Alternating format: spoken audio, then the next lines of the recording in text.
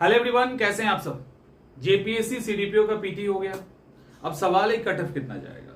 ये एक बड़ा ही यक्ष प्रश्न है जो एग्जामिनेशन के बाद सामने आ ही जाता है, एकदम विकराल रूप में आ जाता है और उनके सामने खास करके आता है जो फील करते हैं कि हम कहीं ना कहीं बॉर्डर लाइन पे हैं।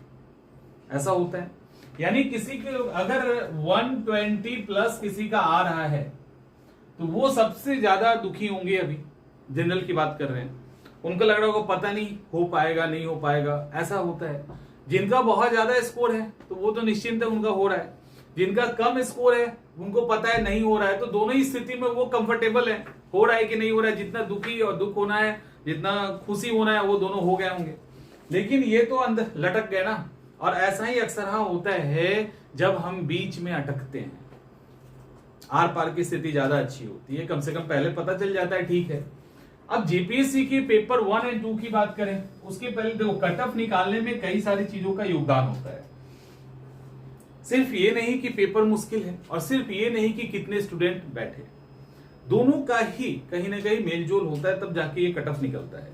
अब पेपर 1 की अगर हम बात करें तो पेपर 1 मुश्किल था। पेपर 1 को मॉडरेट भी नहीं कहेंगे, पेपर 1 मॉडरेट टू टफ में था, यानी मुश्किल पेपर था। लेकिन पेपर 2 ने कहीं ना कहीं सेव किया है।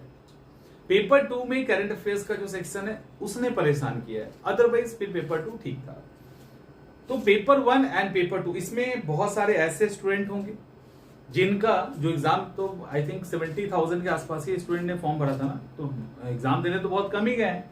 लेकिन इसके बावजूद पेपर 2 में जिनका मैथ्स अच्छा होगा तो पेपर 1 की भरपाई कर लेंगे वो, या जिनका जीएस पे काफी अच्छा पकड़ होगा वो पेपर 2 से भरपाई कर लेंगे।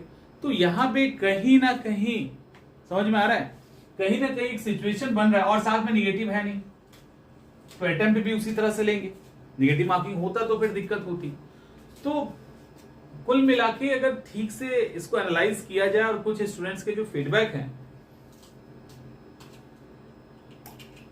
तो मुझे लगता है 130 प्लस ही रहेगा। ठीक है, कट ऑफ 130 नहीं, मेरे हिसाब से 135 प्लस रहेगा मेरे हिसाब से। ठीक है, कम हो सकता है, अधिक हो सकता है, पता नहीं। जितना डाटा मिला है उस डाटा के अकॉर्डिंग 135 प्लस में ही आपके, क्योंकि कहीं ना कहीं पेपर 1 में आप स्कोर कम करोगे चलेगा, लोगों ने किया भी है। लेकिन पेपर 2 में स्कोर है और सबको मिला दिया जाए ना, तो पेपर 2 में ज्यादा स्कोर बना है, पेपर 1 में उसके कंपेयर में कम बना है, नेगेटिव मार्किंग है नहीं, तो जोड़ तोड़ के 135 अप्रोक्स कट ऑफ कहीं ना कहीं उसी के आसपास रहना चाहिए। तो ये सारा सिनेरियो है, इससे ज्यादा तो कुछ कहा नहीं जा सकता। बट 135 के आसपास अगर आप हैं तो मेंस की तैयारी कीजिए। 130 को क्रॉस भी कर गए तो मेंस की तैयारी कर सकते हैं, लेकिन उससे नीचे में मुझे तो नहीं लगता कि नीचे आएगा। हाँ, कुछ लोग नहीं सुनना चाहेंगे, वो बात अलग है। उनको लगेगा कि मेरा 120 आ रहा है, 122 आ रहा है। आपने क्या पेपर देखा है, पेपर कितना मुश्किल है, एग्जाम में बैठते तो समझ में आता। ऐसी कहानियां हर एग्जाम के बाद चलती है। ठीक है, हर एग्जाम के बाद चलता है। अब देखो, अब कट ऑफ हर एग्जाम में थोड़ा हाई ही रहेगा, आप लो कट ऑफ की उम्मीद नहीं करेंगे। अब अलग लेवल पे कंपटीशन चल रहा है, चीजें काफी मतलब इक्वल फील्ड, मतलब बैटल जो हो रहा है ना वो इक्वल फील्ड पे हो रहा है। अब लगभग जिनके पास एक्सेस नहीं है अच्छी अच्छी क्लासेस कोचिंग का, वो भी इंटरनेट है, बहुत सारी चीजें जिसके कारण वो चीजें वहां तक वो पहुंच पा रहे हैं। तो कई सारी चीजें हैं जिसके कारण अब जो एग्जामिनेशन आपके सामने आ रहा है उसमें बहुत हाई कट ऑफ देखने को मिल रहा है। उसी का यहां पर भी एक एग्जाम्पल दिखेगा, 135 के अप्रोक्स में आपका कट ऑफ बन सकता है।